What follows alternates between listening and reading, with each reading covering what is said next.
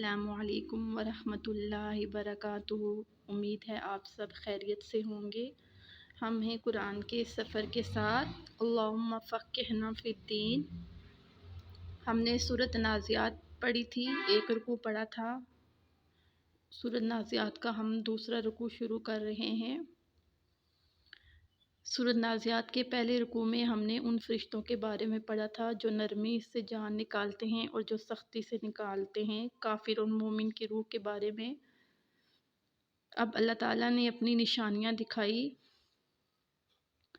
اَأَنتُم، کیا تمہارا، اشد سخت ہے، خلقاً بنانا، ام السماء یا آسمان کا، بناہا اس نے بنایا، رفع بلند کیا، سمکہا ابھارا، فسواہا اور اس کو برابر کیا۔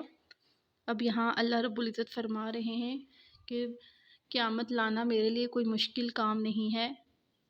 اے انسان، تو غور تو کر، تمہارا بنانا سخت ہے یا آسمان کا؟ بغیر ستونوں کے اللہ نے آسمان کو کھڑا کر دیا اور پھر خوبصورت بنایا۔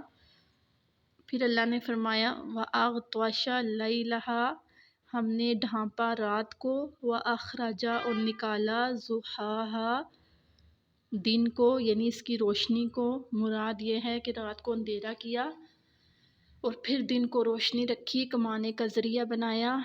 وَالْأَرْضَ اور زمین کو، بَعْدَ ذَلِكَ اس کے بعد، دَحَاهَا بچھایا، یعنی یہ زمین پانی کے اوپر ہلتی تھی، اللہ نے زمین کو بچھایا اور پھر مضبوط کرنے کے لیے اللہ نے پہاڑوں کو بطور میخیں استعمال کیا۔ اخرجا نکالا، منہا اس سے، ماءہا پانی، ومرعاہا چارہ، کہ اسی زمین میں اللہ نے پانی بھی نکالا اور اسی زمین سے اللہ نے چارہ بھی نکالا، گھاس، سبزہ، پودے، درخت، باغ، اور تمہارے لیے نعمتیں رکھی اسی زمین میں۔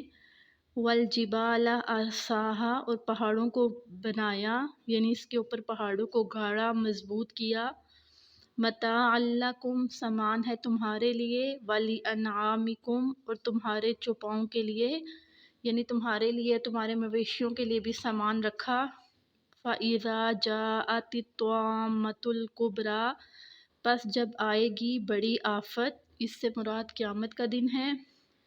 یوم جس دن، یتذکر الانسان یاد کرے گا انسان، ما سعی جو اس نے کوشش کی۔ مراد یہ ہے کہ دنیا کی زندگی کو انسان یاد کرے گا۔ وبرزت الجحیم اور بھڑکائی جائے گی جہنم، لمن یرا اس کے لیے جو اس کو دیکھ لے۔ فاما من طغی پس جس نے سرکشی کی، وآثر الحیات الدنیا اور ترجیح دی دنیا کی زندگی کو، فإن الجحیم ہی المأوی پس جہنم اس کے لیے ٹھکانہ ہے۔ یہاں اللہ رب العزت فرما رہے ہیں کہ جو دین کو چھوڑ کے دنیا کی طرف لگ گیا، دنیا کی زندگی کو اس نے ہمیشہ کی زندگی سمجھا، تو جہنم اس کے لیے ٹھکانہ ہے۔ پھر اللہ نے فرمایا وَأَمَّا مَنْ خَافَ اور جو ڈرا، مقام کھڑے ہونے سے، رب ہی اپنے رب کے سامنے، وَنَهَى النَّفْسَ اور روکا نفس کو، عَنِ الْهَوَىٰ خواہشات سے، فَإِنَّ الْجَنَّةَ هِيَ الْمَأْوَىٰ پس جنت اس کا ٹھکانہ ہے۔ یسألونک وہ پوچھتے ہیں آپ سے، عن الساعۃ قیامت کے بارے میں، ایان مرساہا کب ہے اس کا آنا، فیما انت من ذکراہا تمہیں کیا ہے اس کے ذکر سے، الی ربک منتہاہا تیرے رب کی طرف ہی ٹھکانہ ہے۔ انما انت منذر بے شک آپ ڈرانے والے ہیں، من یخشاہا جو ڈرے، کانما گویا کہ، یوم جس دن، یرونہا وہ اس کو دیکھیں گے، لم یلبثوا وہ کہیں گے ہم نہیں ٹھہرے، الا عشیۃ مگر ایک شام، او ضحاہا یا ایک دن۔